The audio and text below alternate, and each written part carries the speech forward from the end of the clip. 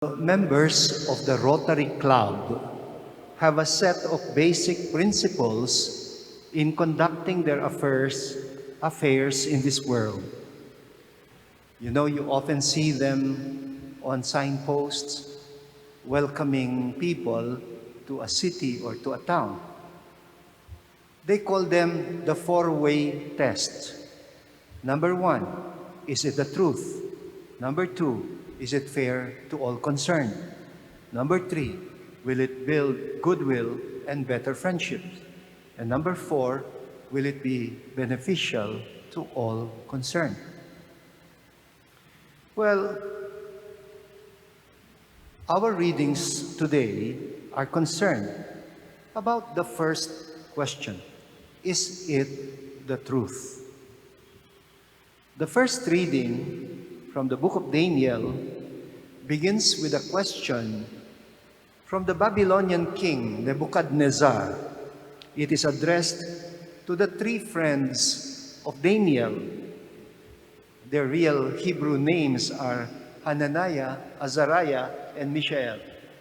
But they were given Babylonian names because they became royal servants, and they became Shadrach, Meshach, and Abednego.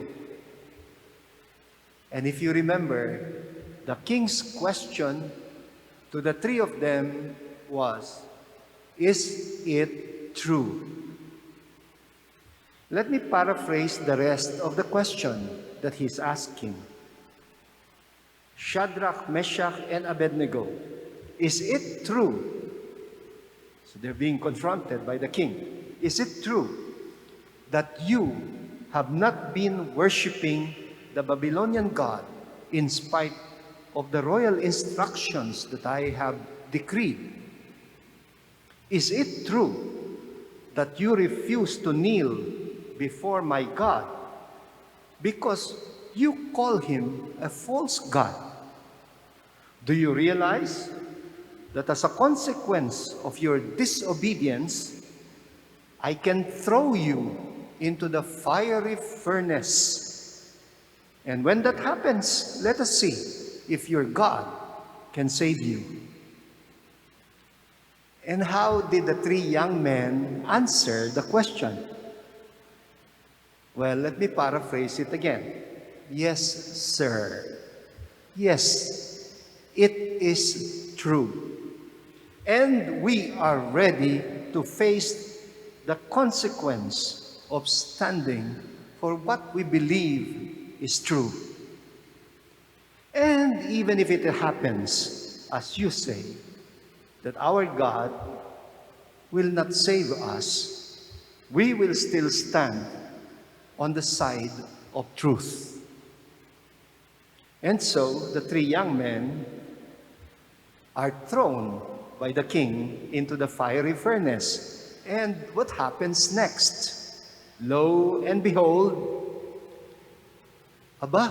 they are seen walking inside the furnace, walking in the fire, accompanied by an angel.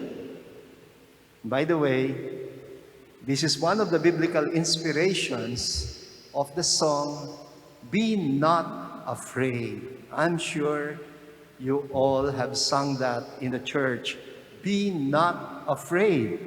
Especially that verse that says, if you walk amidst the burning flames, you shall not be harmed.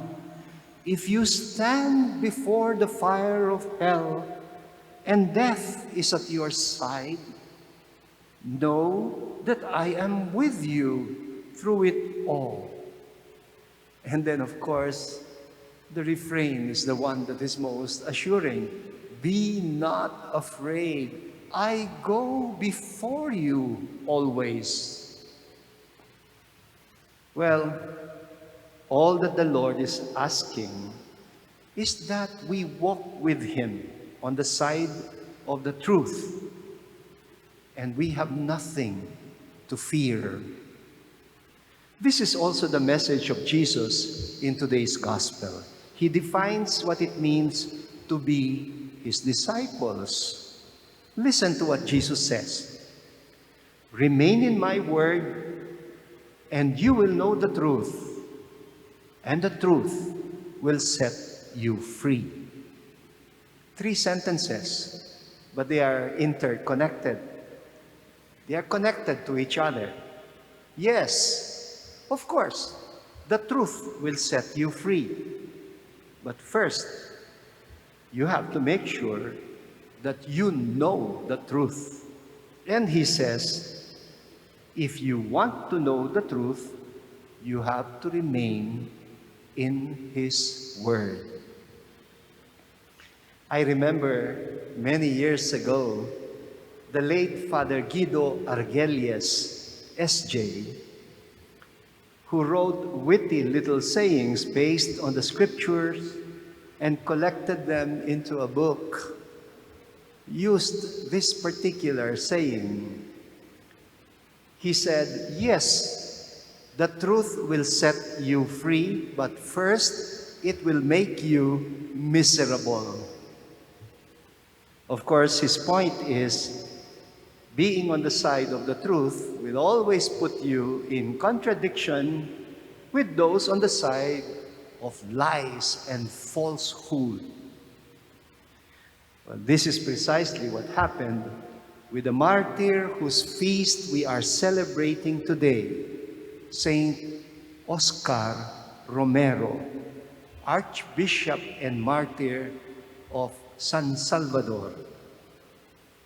Archbishop Romero was gunned down. He was felled by the bullet of a sniper's rifle while he was celebrating Mass inside the chapel of the Carmelite Sisters in El Salvador. On March 23, 1980, the day before his assassination, he appealed directly to the members of the police and the military, calling on them to refuse illegal orders from the government. Ganito ang sabi niya, we are your people.